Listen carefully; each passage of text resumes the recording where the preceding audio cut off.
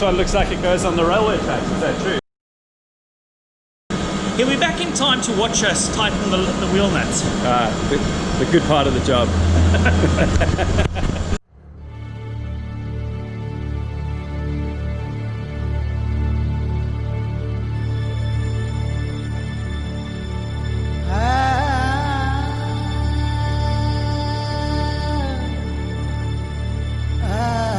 Where are we now? We are now in series at the, I actually have no idea what the hell the place is called. Some 4x4 Eco Centre. There we go. We've just had a rather scrumptious brunch, heading out towards Prince Alfred Hamlet.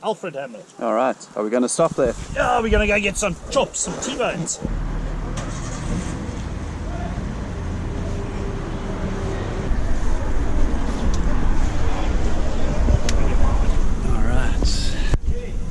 Yeah, Carl, I reckon get your one. Yeah. I think it's, you see here at the top, It's probably sealed or something. sealed, it's not getting air through it.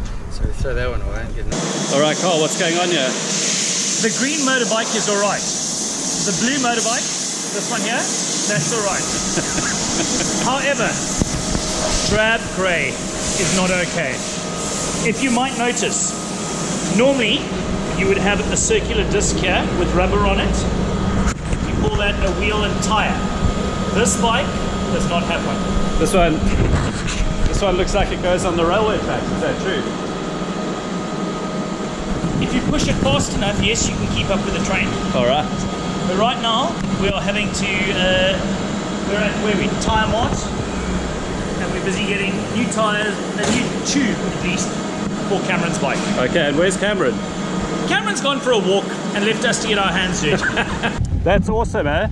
It is absolutely beautiful here. Yeah.